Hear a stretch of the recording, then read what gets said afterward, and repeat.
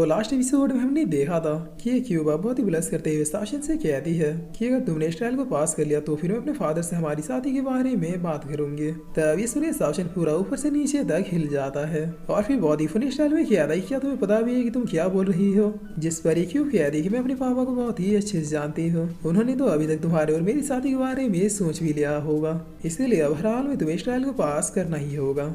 तब शासन कहता है इस ट्रायल खत्म होने के बाद मैं तुम्हें कुछ बताऊंगा, अभी के लिए इन बातों को जाने दो। जिस पर अभी लीडर कहता है कि इंसान क्या तुम रेडी हो, तुम्हारा ट्रायल अब बस शुरू होने वाला है। तब शासन इस क्यूब को नीचे रखते हुए कहता है कि नन्ही शैतान तुम कुछ देर अब यहीं पे रहो।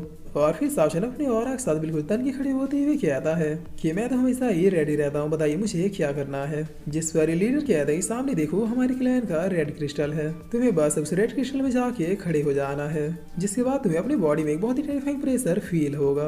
अगर तुम ये प्रेशर झेल पाए तो ही तुम्हारा टेस्ट शुरू होगा। जिससे सुनते ही शासन तुरंत ही स्टोन में आके खड़ा हो जाता है। तब इस स्टोन में खड़े होते शासन के ऊपर अभी बहुत ही टेरिफाइंग प्रेशर पड़ने लगता है, जिससे फील करते हुए शासन कहता है कि वाकई में प्रेशर तो बहुत ही ज्यादा टेरिफाइंग है। तब इतना कहते कहते शासन भी अपनी पावर से यूज करते हुए सूट बूट में आ जाता है और फिर बगैर किसी परेशानी के इस प्रेशर के आगे डटा रहता है। जिसे देखते हुए ये लीडर अपने मन में कहता है कि आखिर मुझे इस लड़के में कुछ फेमिलियर पावर फील क्यों हो रही है, पहले तो कभी किसी और में मुझे ये और फील नहीं हुआ। और यही सोच के अब शासन से कहता है कि इंसान मैं तुम्हें आखिरी मौका देता हूँ, अभी भी अगर तुम्हें इस ट्रायल से पीछे हटना है तो फिर तुम पीछे हट सकते हो। तब शासन कहता है पीछे वो लोग हटते हैं जो वीक और डरपोक होते हैं, लेकिन मेरी डिक्शनरी में तो ये दोनों वर्ड है ही नहीं। जिससे सुन के लीडर कहता है ठीक है फिर अब इस ट्रायल के लिए रेडी हो जाओ। और इतना कहते ही अपने पास में से पावर्स को अपेयर करते हुए शासन के ऊपर रिलीज कर देते हैं। तब इस पावर के पड़ते शासन अब डिसअपेयर होते इस क्रिस्टल के अंदर चला जाता है। यहाँ पर पहुंचते ही शासन को बाहर खड़े लीडर से भी बड़े बड़े बेस्ट दिखाई पड़ते हैं। इन बेस्टों को देखते हुए शासन कहता है कि वो तो ये 4 बेस्ट यहाँ के 4 गार्डियन हैं जो 4 लेवल्स की तरह मेरा ट्रायल लेंगे। तब यहाँ पे आवाज कहते हैं कि किसी भी स्टैचू को चूज करो, तुम जिस भी बेस्ट या स्टैचू को चूज करोगे तुम्हारा ट्रायल वहीं से शुरू होगा। जिससे सुनते शासन अब एक स्टैचू के पास आते हुए कहता है कि चलो तुमसे ही शुरू किया जाए, देखने में सबसे ज्यादा वीक तो तुम ही लग रहे हो। तब इस स्टैचू को टच करते शासन के ऊपर दोबारा से एक बहुत ही पावरफुल प्रेशर पड़ने लगता है। अपने आर्मर होने के बावजूद शासन इस प्रेशर की वजह से घुटनों पे आ जाता है।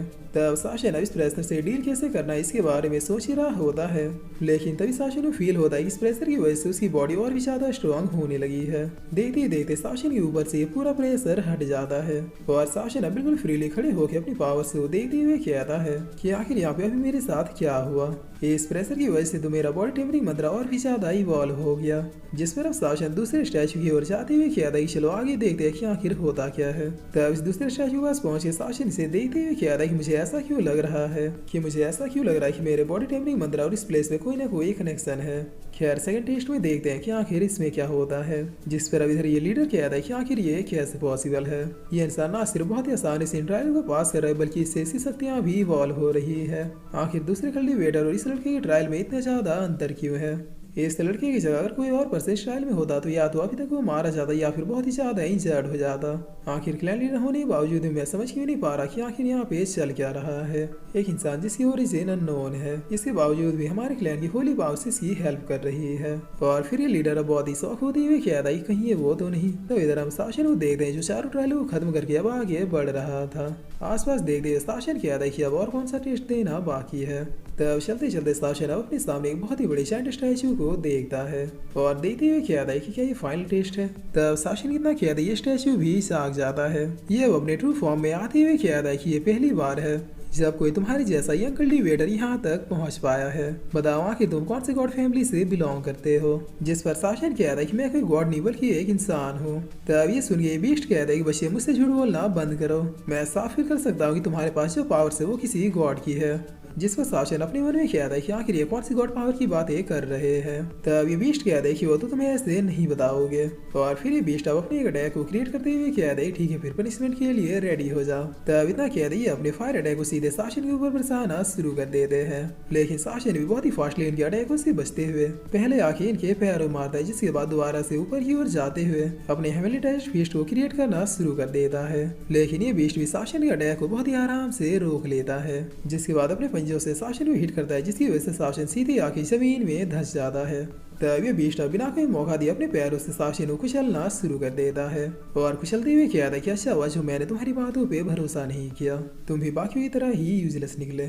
जिस पर तभी साशिन अपने पावर से यूज करते हुए इसके पंजे को उठा लेता है और फिर हमेशा की तरह अपना डेविल वाला स्माइल देते हुए कहता है कि क्या तुम्हें सच में ऐसा लगा कि तुम सर्वशक्तिमान फिशर सुप्रीम लॉर्ड को मार पाओगे। तभी बीस्ट बहुत ही शौक होते हुए कहता है कि क्या। जिस पर साशिन कहता है तुमने मुझसे अभी पूछा कि आखिर मैं कौन से गॉड की फैमिली से बिलोंग करता हूँ। सच कहूँ तो मैं कोई भी गॉड नहीं हूँ, लेकिन पता नहीं क्यों लोग मुझे किंग ऑफ हेल यानी जल्लादों का राजा कहते हैं।